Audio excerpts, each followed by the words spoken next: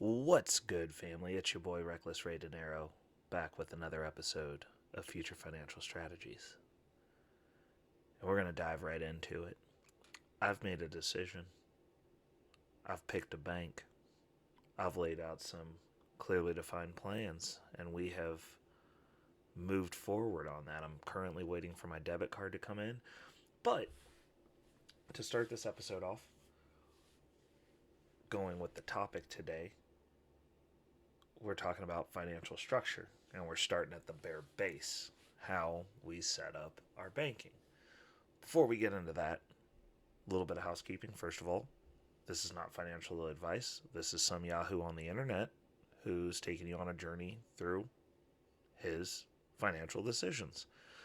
And we get to see how they make or break. I've got some pretty exciting stuff coming up. I'm excited about this episode. I'm excited about the next episode. I'm excited about the next few episodes, actually, because we're gonna do some crazy financial stuff to try some things out, and we're gonna see how it goes.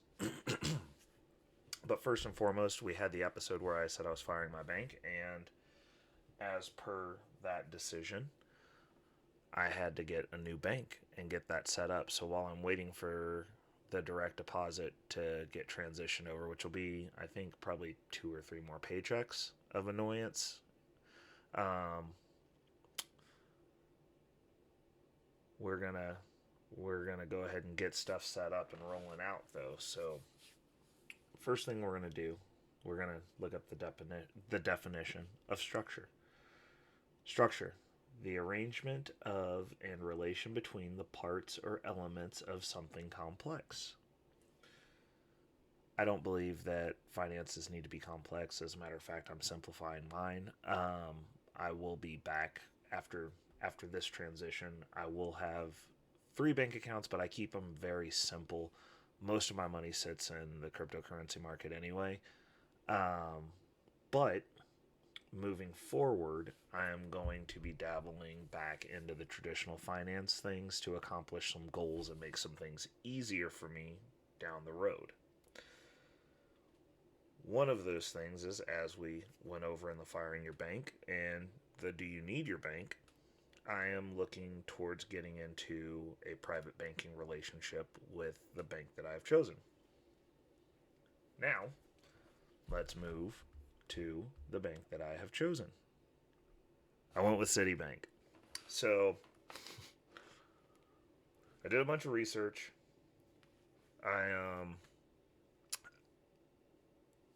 And after I did the research, I figured, why mess with the rest when you can just go straight for the best, right? This one was the one that we went over that was for the elite of the elite.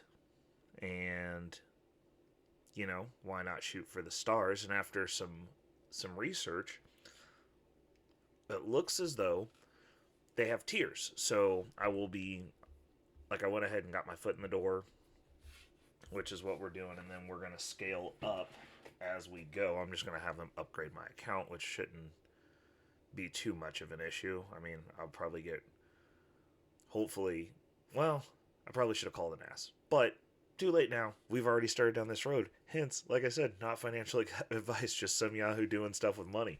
Let's go through here. So we go and hit the checking and savings. And we see here they have a bunch of packages. So the first thing that I'd like to note is all of this scales. So if you are just starting out today and you have zero money and your savings is a mess, you're not saving, but you're looking to get on the right path, they have these, and most of the institutions that I looked at, I looked here, Chase Bank also had something similar, the Access Account Package.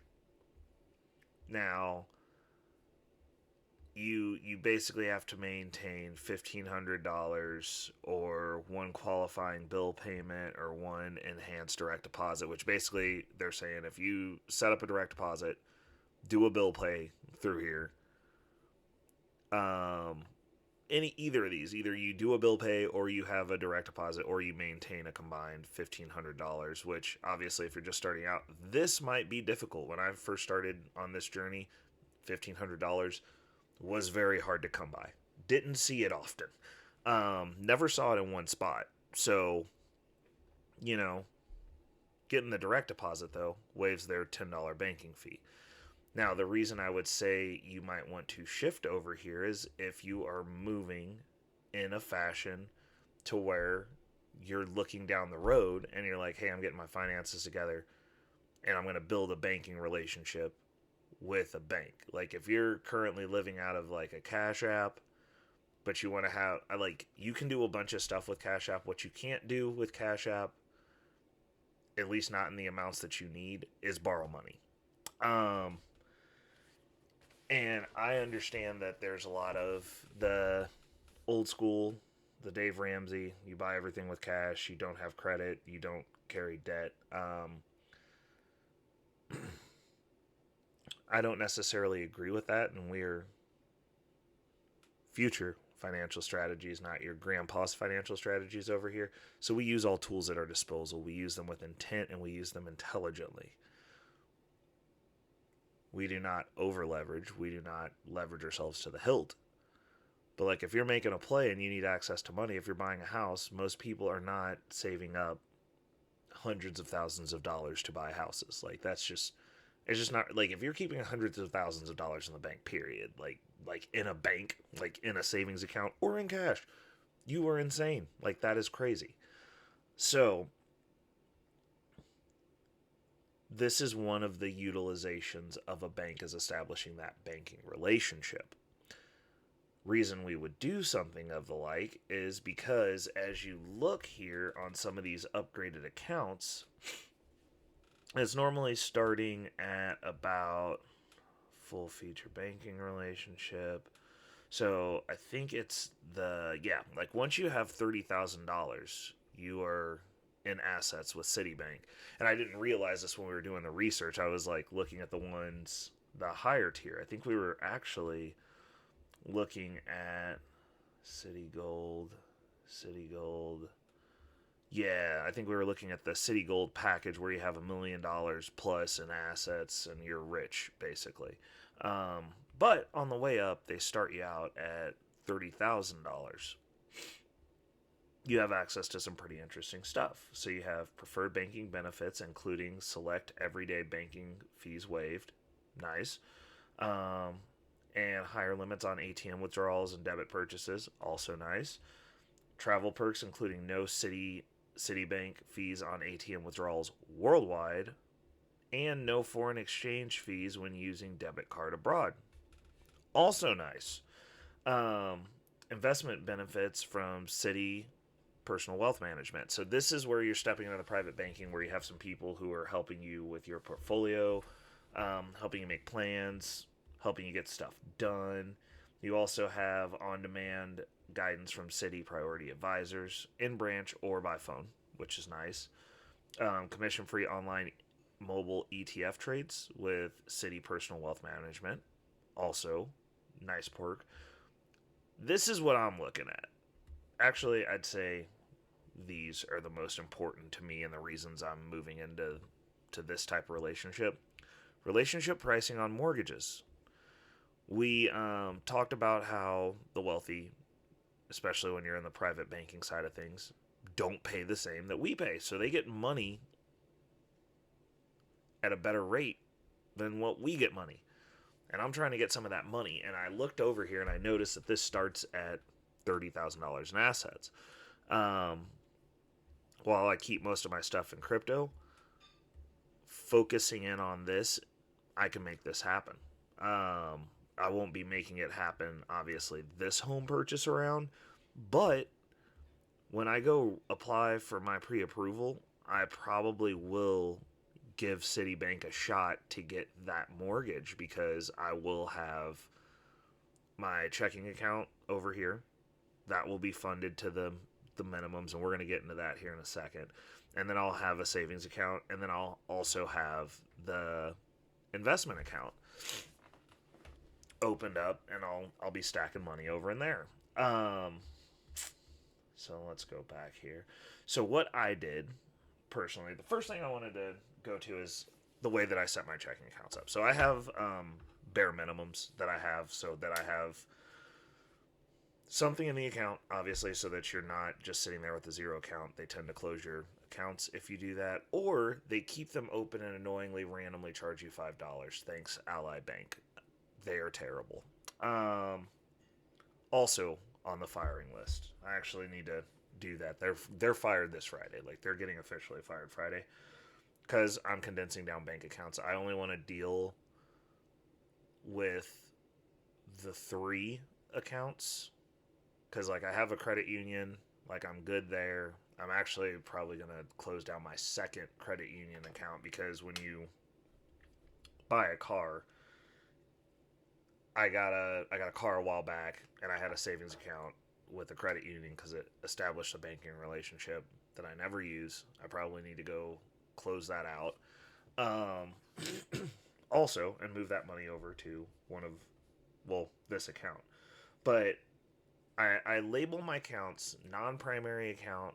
I'll have a spending account that I utilize, and then I will have a my in this instance an iteration of this plan, my primary banking account. So in this case, the cash account, the high utilization account, is the Cash App account. That's the debit card that I give myself if I need something extra when I'm out and about during the work week. My extra petty cash, I call it, money that I throw in for lunch if I need to grab like a drink or a snack or something else. That money is in my Cash App. That's the one that my debit card that I have on me that I'll whip out and use. So for that account, it has a minimum cash balance of $25 because that's what I allot myself per 2 weeks because I normally pack a really fat lunch and I don't really need stuff. It's just like for a snack or like a candy or something. Granted, everything's expensive, so I've been burning through that like a lot faster than I should be. But I have that, and then like I have like a spillover locked savings deal that backs that up. So it's like anytime that I don't spend the $25, the excess, if I add another $25 next paycheck, it goes into that. So it kind of builds a little buffer. So that way, if we're like going out for lunch or something like that as a team, like I have some extra cash. Um, my non primary account, which in this case would be my credit union account.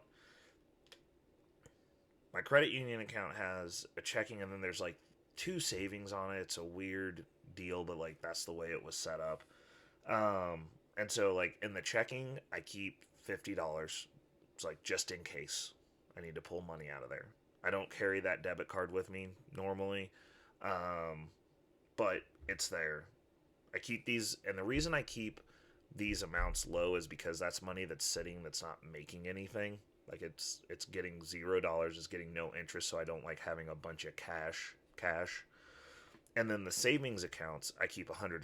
Now the reason I do that is because it's a non-primary account, and prior to this year, your savings rate was 0.0%. They did not want to give you money, so I was not going to keep cash in the bank. It just didn't make sense.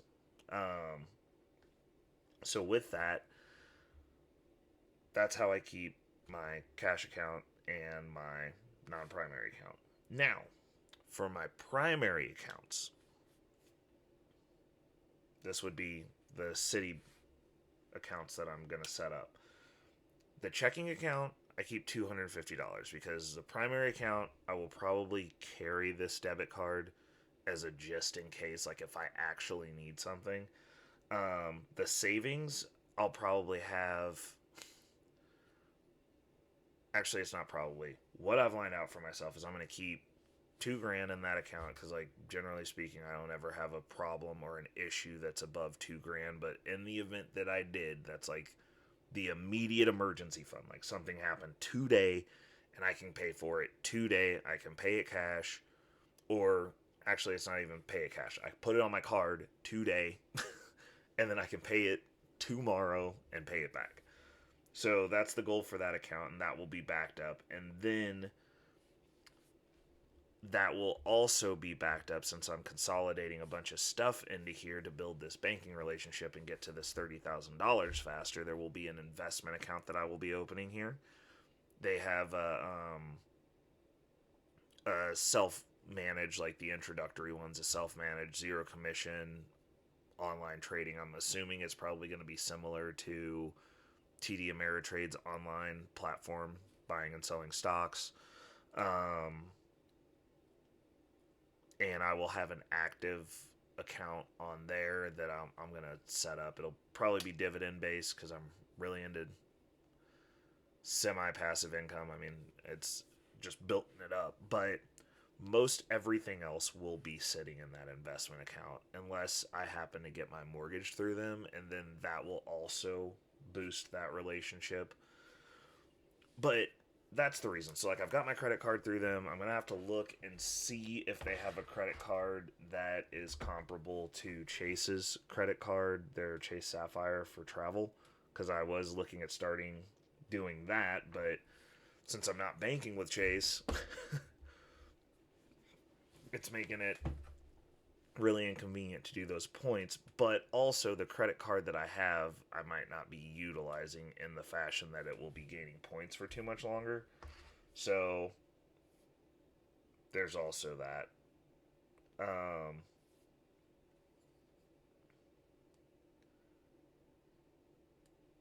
But what we're looking at doing is building that out, and establishing this relationship and getting up to this as fast as possible, which is going to be really difficult because I like to put all my money into the cryptocurrency market, so I'm going to have to force myself to start putting money here. And this will be, in all honesty, more of a priority after I get this house secured. Once that purchase is made, and like I figure out how the dust settles on my current home and what we're doing with that, I'll be able to focus in more on this as a priority.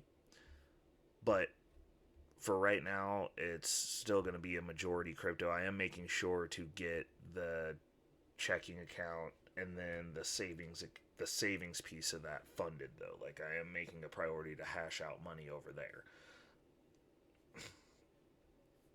So, time to go into what I did.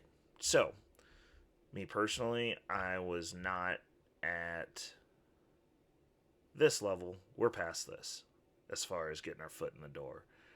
So, what I did was I went with the basic banking package to go ahead and get this started off. I was actually just applying to see if they would let me do it. Now, actually, this is the same. You make one enhanced direct deposit and one qualifying bill payment per statement period, or maintain. In all honesty, if you're just starting out and you're going to set up the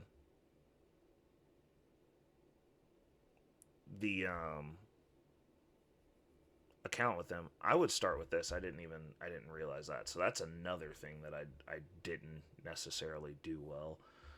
Let's see, Citibank account package. Yeah, okay. So both of these are the same. It's just one has checking and one doesn't. But if you have a direct deposit, if you have a job that has a direct deposit, you're better off starting here. This is where I actually started. So these are the same. I just wanted to have the ability to have checks if I needed them. So we went with the basic, right? Where we being basic, but they give you unlimited check writing, which is cool. So what we did was we went ahead and set this account up. I'm already almost funded. Like, next paycheck, I'll be at the 250. And so I do things very systematically. So I didn't just scatter blast and open up a bunch of accounts. I did the one account. As soon as we hit the $250 metric, which will be next paycheck most likely, we will open up the savings piece of this account, and then I will start funding that. And then after we hit the metric with that, and so for me, my minimum balances are basically zero for me. So like I put money into my accounts, well, into my primary account. So like my primary account, how I have those set up is the 250 marker is actually zero. So it's like once I start getting over 250, then I'm like, cool, if I need to hit this account, like I can spend from it. And it'll be the same for the savings. Like I'm not going to touch that until it's over 2000, but like that's also a marker for an emergency. So like basically you have $2,250 of emergency money cuz like I don't normally touch those accounts. And then after we do that, we will roll into the savings or the investment portion and open that up and then start building from there. And if you look out here, it's the same across the board. So like if I open up a savings account right now, it would be the basic. It's under the accelerated savings. It's all the same thing. So you have basic account access package, Citibank account package, which is the full featured. Link to a checking account, maintain required balance. Yeah. So all of these scale together. So once I get those two accounts funded, then we're just basically building till we have $30,000 in assets or eligible linked deposits and retirement investment accounts. And we'll keep it pushing. But that was the decision I came to. That's the kind of the mindset that I have, is to get into the private banking piece with Citibank. And the good thing here is like as you're building, this becomes like a snowball. So like once you get to this number, you should be scaling towards this number. You know, you're already plotting a course to upgrade this package as soon as you get there. Oh, that's enough. Yeah, yeah. So they're also helping you along the way, grooming if you would, because they see where you're going, and they're gonna help you scale up a little bit, hopefully a little bit faster, you would think, unless they're like really bad at their jobs. But I'm assuming with the way that we looked at this for what they have as far as goals for families and all that stuff, because I'm gonna definitely be picking brains about that, because I mean if it's a good deal and it's like worth it to have like your entire family on these um, deals, then I will definitely be pushing to get as many of my people as possible on these plans. So that's what I wanted to share with you guys today. That's what we went over. And so like this is a very base foundation. And one of the things that I wanted to add was like when I first started out getting my stuff together and I wasn't capable of saving money, my initial minimums, like the 100, the fit, like what I do with my non-primary account, the 50 in the checking as a minimum, and then the 100 in the savings as a minimum, that was my starting point as goals for my primary account, like when I only had one checking account and didn't know what I was doing and couldn't get my money together. That's a good starting point. So like if you're just starting out, make zero. So you have to be able to look at your account and see that there's $50 in there, but go, oh, I can't spend that. Like I've got to have something on top of that, and I can spend that. Like these are your bare minimum numbers. And if you start off with something of that nature as a bare minimum number, even if you're working with the access account, because like you don't need checks just to get your foot in the door, you start building that account and like you have a set trajectory. Like there's a $10,000 mark, there's a $30,000 mark, there's $200,000 mark, and there's $1,000,000 mark. Like once you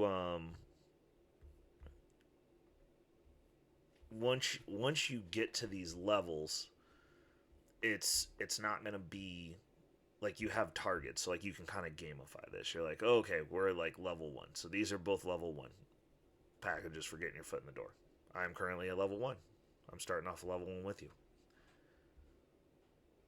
what's it going to take to get to level 2? And then there's 3, and there's 4, and then there's 5. And like, if you get to level 5, like, you're actually, I mean, in all honesty, level 4, your life's not bad. I'm going to assume that your life is, you're on the right trajectory. And getting from level 4 to level 5, you just gotta, you got what? I think like, it's like, hold on, I'm gonna do the math right now. Let's see how many doubles that is, because this is a game of doubling. So what you're doing is you're just trying to double your income. So let's see here, 200,000 times 2 equals yeah, it's 3 doubles. 3 doubles, and you're over this mark. You're in this club. So this will be something that we're tracking, and we're gonna see how long it takes us to get into the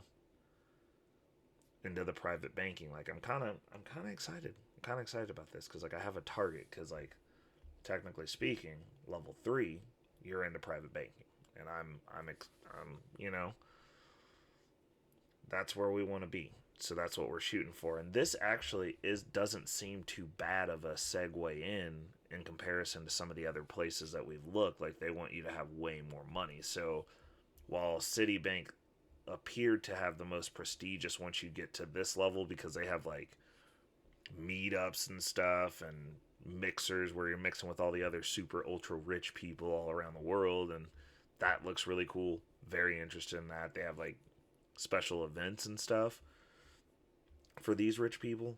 But if you get to start into it here, and the cost of entry is only $30,000, I mean, that's less than college. So, and you get some advisement, so they start helping you work towards here to get to that $200,000 level.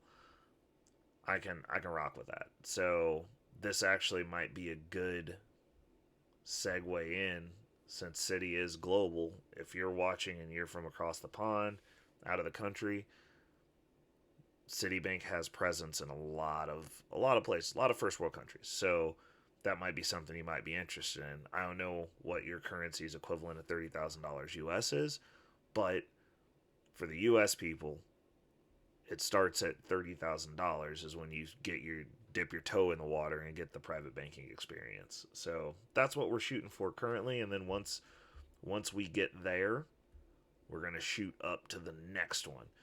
So this will be interesting to see how long this takes, considering I have a house to buy, and I'm going to be dropping probably around that to get the house. So we'll see what it is. Anyways, we will probably be talking about financial. I mean, at this rate, the way that we've been doing these shows over on a Senior Little Podcast, it could be anything.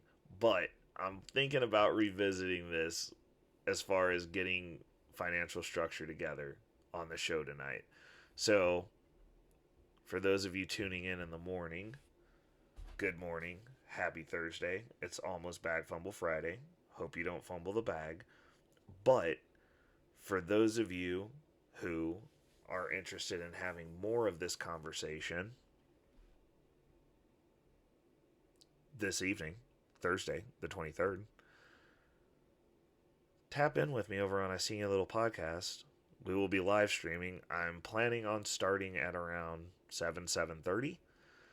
There will be a placeholder for a show, but if it goes like it did last week, then we might just have a super long stream, and I'll just take it over.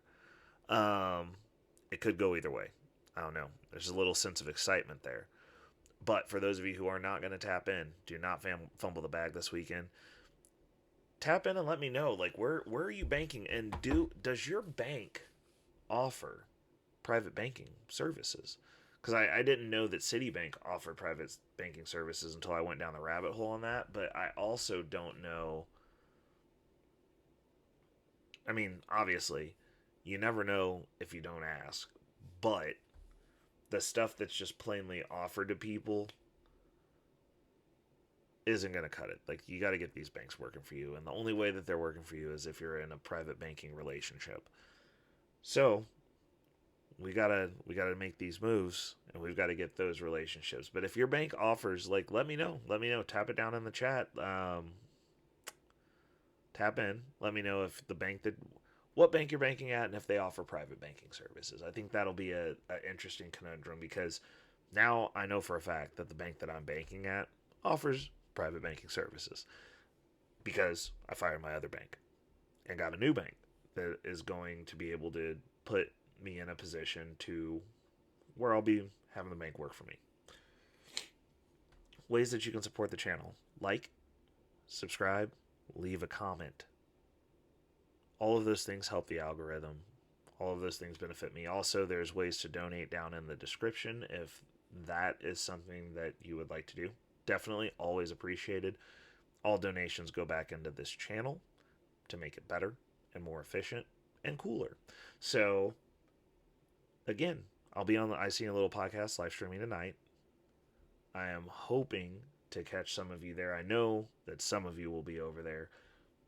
But for those of you who aren't, you should really tap in. And if you're not tapped in for the live, you should rewatch those shows, because they are both entertaining and educational. Hope everybody has a good weekend. Hope you guys don't fumble the bag. And I hope you're making all the moves necessary to make this year the best year of your life. This is your boy, Reckless Ray De Niro, and I'm signing out. Peace.